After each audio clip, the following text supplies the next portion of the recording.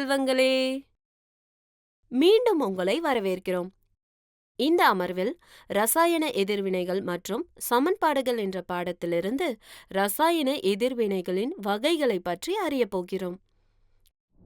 கற்றுக்கொள்வீர்கள். இந்த அமர்வின் முடிவில் நீங்கள் இதை பற்றி புரிந்து கொள்ள முடியும். கூட்டு எதிர்வினை,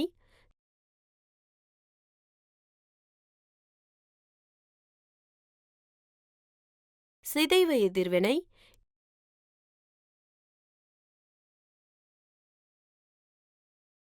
இடப்பெயர்ச்சி எதிர்வினை,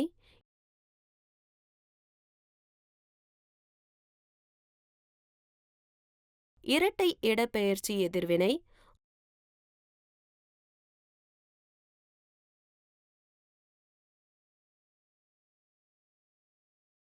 ஆக்சிஜனேற்றம்,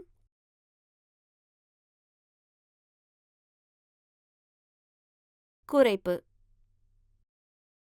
முக்கிய வார்த்தைகள்: ரசாயன எதிர்வினை, அதாவது வேதியியல் மாற்றம் நிகழும் செயல்முறை. கூறுகள்: கலவைகள். எக்ஸோதெர்மிக், அதாவது வெப்பம் வெளியிடப்படும் எதிர்வினை. வீழ்படிவு, அதாவது வினையின் போது உருவாகும் கரையாத பொருள். எதிர்வினைகள்.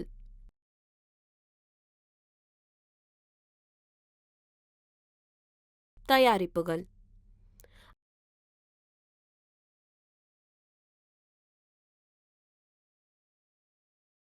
அமர்வை தொடங்குவதற்கு முன் கருத்து வரைபடத்தை பார்ப்போம். நாள்தோறும் நம்மை சுற்றி ஏராளமான ரசாயன எதிர்வினைகள் நடைபெறுகின்றன. இதே முறையில் அவை நடைபெறுகின்றனவா? இல்லை. ஒவ்வொரு எதிர்வினையும் வெவ்வேறு வகையான அணுக்களை உள்ளடக்கியது. எனவே அவை வினைபுரியும் விதமும் வேறுபடுகிறது. எதிர்வினைகளின் அணுக்கள் மறுசீரமைக்கப்பட்ட விதத்தின் அடிப்படையில் ரசாயன எதிர்வினைகள் பல வகைகளாக வகைப்படுத்தப்படுகின்றன. ரசாயன எதிர்வினையின் போது ஒரு தனிமத்தின் அணுக்கள் மற்றொரு தனிமத்தின் அணுக்களாக மாறுகிறது. அணுக்கள் கலவையிலிருந்து மறைந்துவிட்டது அல்லது வேறு இடங்களில் இருந்து தோன்றாது. உண்மையில் ரசாயன எதிர்வினைகள் புதிய பொருட்களை உருவாக அணுக்களுக்கு இடையில் பிணைப்புகளை உடைத்து உருவாக்குவதை உள்ளடக்கியது. எதிர்வினைகளின் வகைகள். கூட்டு எதிர்வினை. செயல்பாடு: ஒரு குவளையில் சிறிதளவு கால்சியம் ஆக்சைடு அல்லது விரைவு சுண்ணாம்பு எடுத்துக்கொள்ளவும்.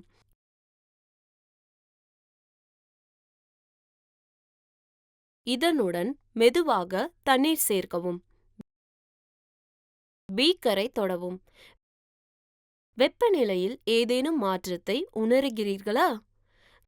கால்சியம் ஆக்சைடு தண்ணீருடன் தீவிரமாக வினைபுரிந்து கால்சியம் ஹைட்ராக்சைடை அதிக அளவு வெப்பத்தை வெளியிடுகிறது.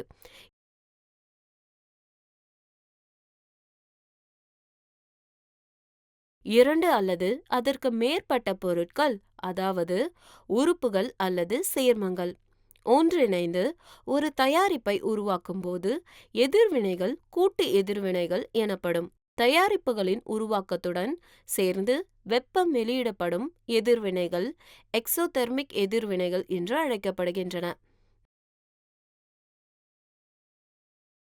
நிலக்கரி, இயற்கை எரிவாயு மற்றும் எரிபொருளை எரிப்பது வெளிவெப்ப வினைகளுக்கு எடுத்துக்காட்டுகள். சிதைவு எதிர்வினை. செயல்பாடு: உலர்ந்த கொதிக்கும் குழாயில் சுமார் 2 கிராம் இரும்பு சல்பேட் படிகங்களை எடுத்துக்கொள்ளுங்கள்.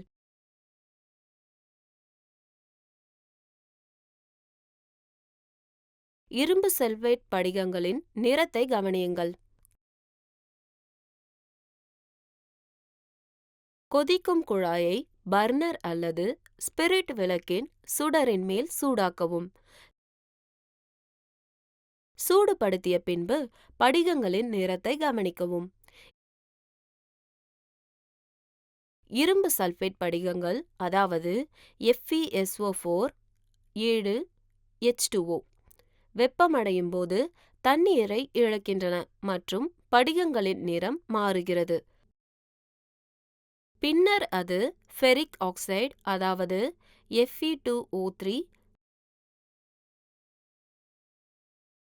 சல்பர் டை ஆக்சைடு, அதாவது SO2 மற்றும் சல்பர் ட்ரை ஆக்சைடு, அதாவது SO3 ஆக சிதைகிறது.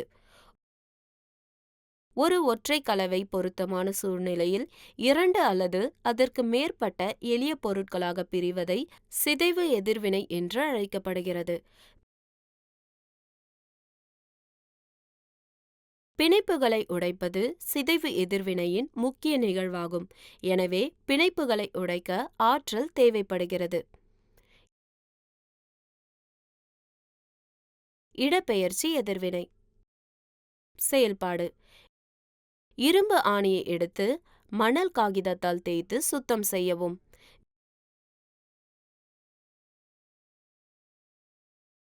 பீக்கரில் எடுக்கப்பட்ட காப்பர் சல்பேட் கரைசலில் இரும்பு ஆணியை நனைக்கவும். சுமார் 20 நிமிடங்கள் இந்த அமைப்பை வைத்திருங்கள். 20 நிமிடங்களுக்கு பிறகு காப்பர் சல்பேட் கரைசலில் இருந்து இரும்பு ஆணியை வெளியே எடுக்கவும். எதிர்வினைக்கு பிறகு இரும்பு ஆணியின் நிறத்தை ஒப்பிடுக.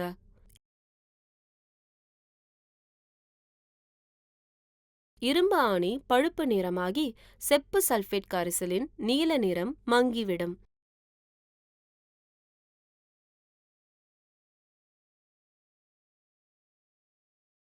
இந்த எதிர்வினையில் இரும்பு செப்பு சல்பேட் கரைசலில் இருந்து தாமிரத்தை இடமாற்றம் செய்தது அல்லது அகற்றியது.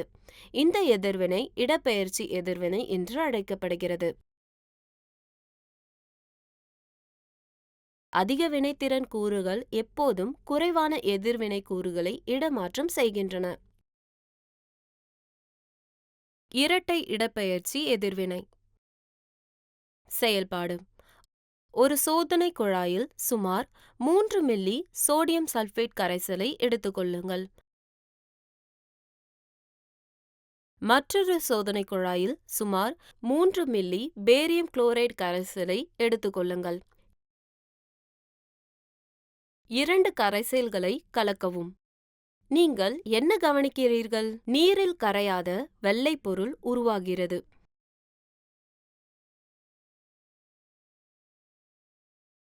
உருவாகும் இந்த கரையாத பொருள் ஒரு வீழ்படிவு என அழைக்கப்படுகிறது.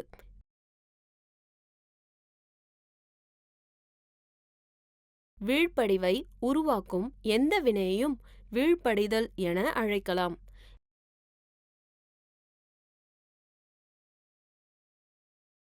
எதிர்வினைகளுக்கு இடையில் அயனிகளின் பரிமாற்றம் இருக்கும் எதிர்வினைகள் இரட்டை இடப்பெயர்ச்சி எதிர்வினைகள் என்று அழைக்கப்படுகின்றன.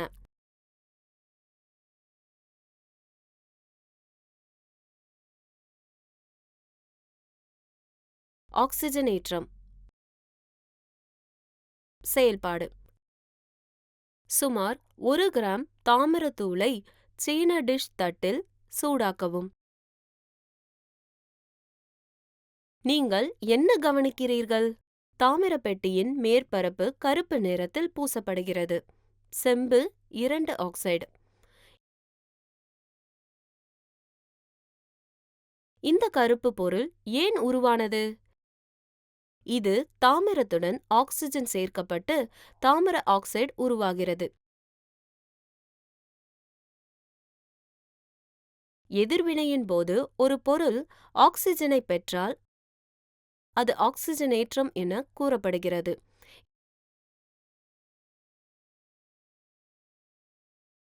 இத்தகைய எதிர்வினைகள் ஆக்சிஜனேற்றம் எதிர்வினைகள் என்று அழைக்கப்படுகின்றன.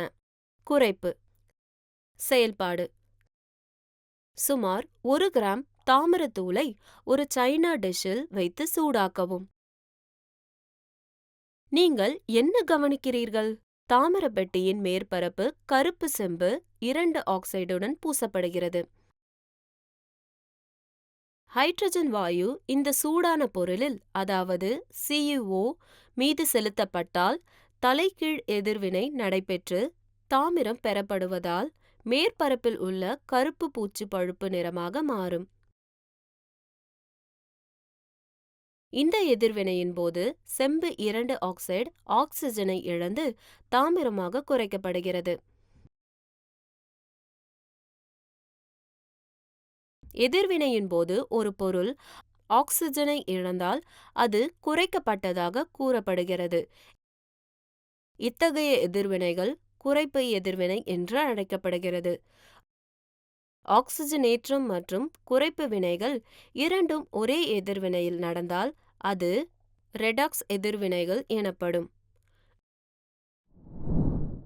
நினைவில் வைத்துக் கொள்ளுங்கள், ஒரு கூட்டு எதிர்வினையில் 2 அல்லது அதற்கு மேற்பட்ட பொருட்கள் ஒன்றிணைந்து ஒரு புதிய ஒற்றை பொருளை உருவாக்குகின்றன. சிதைவு வினைகள் கூட்டு வினைகளுக்கு எதிரானவை.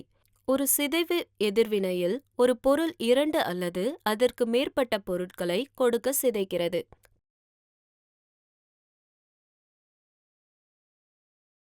தயாரிப்புகளுடன் சேர்ந்து வெப்பம் வெளியேறும் எதிர்வினைகள் எக்ஸோதெர்மிக் எனப்படும் எதிர்வினைகள்.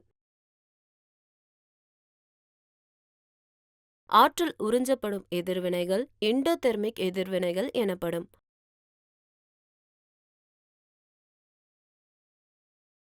ஒரு தனிமம் அதன் கலவையிலிருந்து மற்றொரு தனிமத்தை இடமாற்றம் செய்யும் போது ஒரு இடப்பெயர்ச்சி எதிர்வினை ஏற்படுகிறது. 2 வெவ்வேறு அணுக்கள் அல்லது அணுக்களின் குழுக்கள், அதாவது அயனிகள், இரட்டை இடப்பெயர்ச்சியில் பரிமாற்றப்படுகின்றன. எதிர்வினைகள் வீழ்ப்படிதல் கரையாத உப்புகளை உருவாக்குகின்றன. ஆக்சிஜனேற்றம் என்பது ஆக்சிஜன் ஆதாயம் அல்லது ஹைட்ரஜன் இழப்பு. குறைப்பு என்பது ஆக்சிஜனின் இழப்பு அல்லது ஹைட்ரஜன் ஆதாயமாகும்.